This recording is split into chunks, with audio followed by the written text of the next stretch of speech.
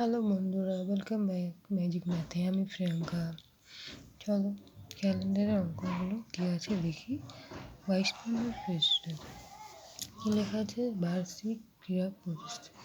তাহলে কী আছে চলো পড়ি। আমাদের স্কুলে 21শে জানুয়ারি বার্ষিক ক্রীড়া প্রতিযোগিতার ফাইনাল খেলা হবে, তাই 2 সপ্তাহ ধরে তার প্রস্তুতি চলছে। আমরা বিভিন্ন ইভেন্টের নাম দিয়েছি, এবং বস্তা দৌড়, অঙ্ক রেস, জাম্প, লং জাম্প, দৌড়, চামচ গুলি, বিস্কুট রেস, সঙ্গী বাছাই, যেমন খুশি সাজো ইত্যাদি নানা রকম ইভেন্ট আছে। কিন্তু 2 সপ্তাহ বলতে ঠিক কতদিন? তো দেখো, 1 সপ্তাহ বলতে ক্যালেন্ডার থেকে পাই আমরা। দেখো এখানে কি আছে, রবিবার আছে, রবি, সোম, মঙ্গল, বুধ, বৃহস্পতি, শুক্র, শনি। আমরা জানি 7 দিনে হয় 1 সপ্তাহ। তাহলে এখানে কি হবে, অর্থাৎ 7 দিন। তাহলে এখানে কি আছে দেখো, তাই 2 সপ্তাহ মানে আমরা কি করব? তাহলে আমরা জানি 1 সপ্তাহ মানে হয় 7 দিন। তাহলে এখানে কি করব, 7 × 2, তাহলে 7 দুগুণে কত হয়, 14। তাহলে হবে 14 দিন। ঠিক আছে, 1 সপ্তাহ মানে হচ্ছে 7 দিন, 2 সপ্তাহ মানে হচ্ছে 14 দিন। আশা করি তোমরা বুঝতে পেরেছ। তাহলে কি আছে, আমাদের প্রস্তুতি মঙ্গলবার থেকে শুরু হয়েছে। 2 সপ্তাহ একই লাইনে লিখে পাই। যেমন এই দেখো, এখানে লিখে দিয়েছে 1 2 3 4 5 6 7। আবার এদিক থেকে দেখো 1 2 3 4 6 7।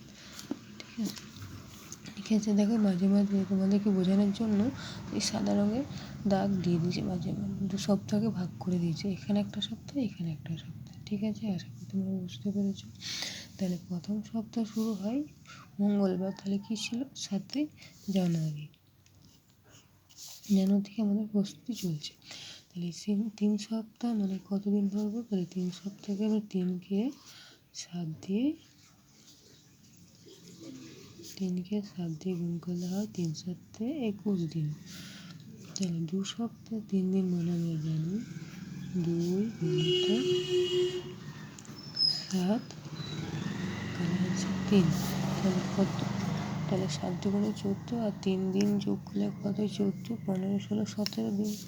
তাহলে হবে 17 দিন।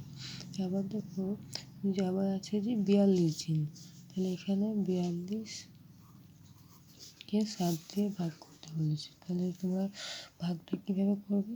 7-এর ঘর নামটা করবে, কবার করবে দেখো, যতবার যেখানে 42 আসবে তাহলে সেখানে তোমরা থেমে যাবে।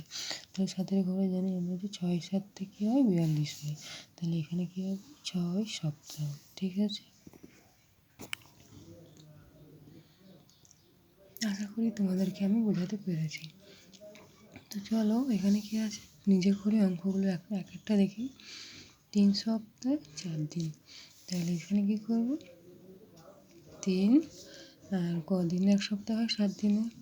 তাহলে হবে 7। তাহলে 3কে 7, 7কে 3 দিয়ে গুণ করলে হয় 21। 21-এর সাথে 4 যোগ করলে কত হয়, 21, 22, 23, 24, 25। তাহলে কী হবে, 25 দিন।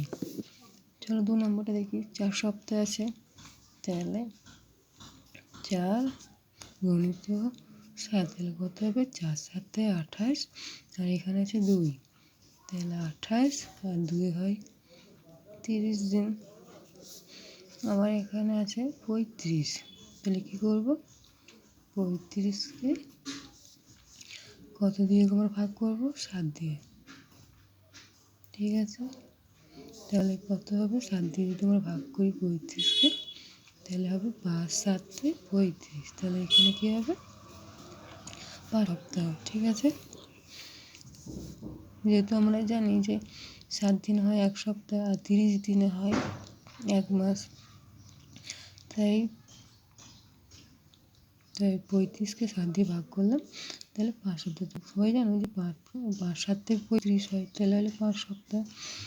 তো ঠিক আছে, তাহলে এবার দেখো 4 নম্বর অঙ্কটা কী বলছে, 2011 সালে ফেব্রুয়ারি মাসে কটি সপ্তাহ আছে? তো তোমরা সবাই 2011 সালের ফেব্রুয়ারি মাসটা দেখবে কটি সপ্তাহ আছে, দেখো গুনি। চলো, তাহলে কী বলেছে যে 2011 সালে ফেব্রুয়ারি মাসে কটি সপ্তাহ থাকে? তাহলে আমরা জানি যে 2004টি সপ্তাহ হবে।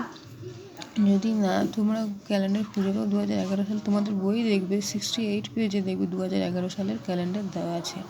তাহলে এবার চলো কী আছে, এক বছরে কতগুলি সপ্তাহ হয়, তাহলে বল এক বছরে কতগুলি সপ্তাহ হবে, তাহলে এক বছর কত দিন হয়, 12 মাসে হয় এক বছর, তাহলে 12 মাসে তাহলে এক বছরে কতগুলি সপ্তাহ হবে, 52টি সপ্তাহ। তোমরা ক্যালেন্ডার দেখে সপ্তাহগুলোকে গুনবে, দেখবে 52টি সপ্তাহ আছে। ঠিক আছে, আশা করি তোমাদেরকে আমি এই অঙ্কগুলো বোঝাতে পারলাম।